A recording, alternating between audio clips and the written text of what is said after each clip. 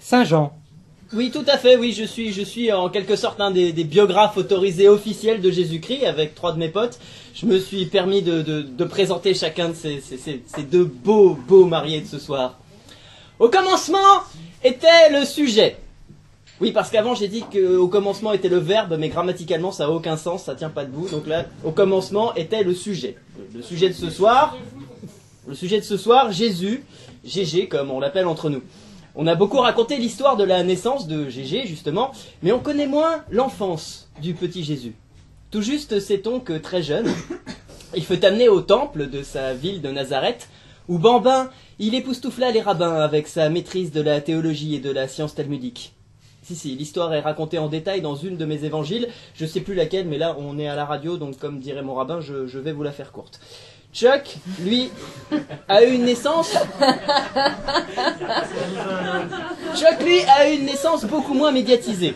Il faut dire que dans son Oklahoma natal, il y a un motel tous les 10 mètres, la moindre ferme est une exploitation agricole intensive de plusieurs centaines d'hectares, et si 3 noirs se trimballaient en robe en voulant apporter du parfum à un petit bébé, on les condamnerait d'office à 3000 ans de placard chacun pour immigration illégale et soupçon de pédophilie.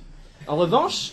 ce qu'on sait, c'est que très jeune, le petit Chuck a lui aussi été présenté à des adultes, mais qu'il les a surtout surpris dès la maternelle par sa capacité à filer des coups de pied rotatifs à tous les vieux CP qui voulaient lui piquer ses sandwichs.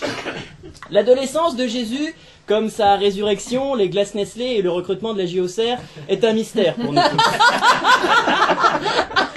Tout au plus peut-on supposer que Jésus a longtemps hésité entre suivre la voie de son père terrestre et une carrière de moniteur de fitness.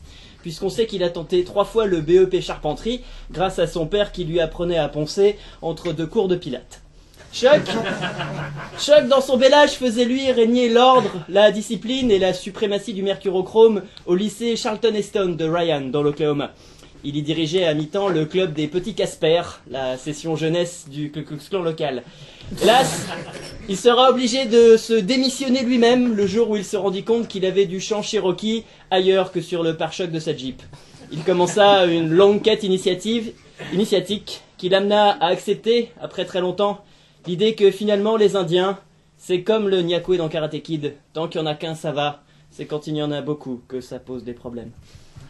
Atteint d'un syndrome de Tanguy foudroyant et affublé d'une mère juive comme on pensait n'en trouver que chez Woody Allen, c'est à 30 ans que Jésus quitte le domicile familial pour tenter une carrière de coach spirituel à la capitale, Jérusalem. Là, il se fait des fréquentations que sa mère ne cessera jamais de trouver douteuses, notamment vu le nombre de jeunes hommes, de mendiants et de prostituées qui lui tournent autour. Chuck, lui, décide de se consacrer à l'appel du grand écran.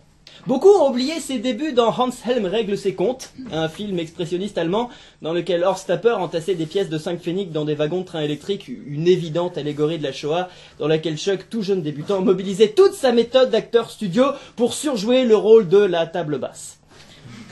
Après ce relatif échec, il changea de registre et put enfin se faire payer pour donner des coups de latte dans La Fureur du Dragon, avec cette scène mythique au Colisée de Rome où il perd son combat contre Bruce Lee. Preuve s'il en fallait une qu'au cinéma, tout est de la fiction. Jésus, on le sait, a fini par être trahi par ses potes, mais ayant professé la miséricorde pendant des années, il n'allait quand même pas leur en tenir rigueur. Chuck non plus n'a pas tenu rigueur à ceux de ses amis qui l'avaient trahi en le laissant jouer dans des navets comme Sidekicks ou Dodgeball. Mais bon, comment voulez-vous faire la gueule à quelqu'un qui sèche dans votre grenier? Après toutes ces épreuves, Jésus et Chuck sont revenus. Jésus après 3 jours, Chuck après 3 épisodes de Delta Force, Jésus pour sauver le monde du péché et Chuck pour sauver Stallone dans Expendables 2. Oui, je sais, il y en a qui n'ont pas vu Expendables 2, mais de toute façon, moi non plus. Par contre, je peux vous dire qu'à la fin, c'est les gentils qui gagnent et il y en a un qui se tape une jolie fille dans Expendables 2, parce que dans les évangiles, à la fin, c'est les gentils qui gagnent, mais personne se tape la fille. Enfin bref, c'est le bordel. Et donc, ils sont revenus, 2 vies bien remplies dans lesquelles subsistait un vide qu'ils vont s'atteler à combler mutuellement. Enfin bref, longue vie à toi Chuck, longue revie à toi Jésus, beaucoup de bonheur et vive les mariés. Vive les mariés!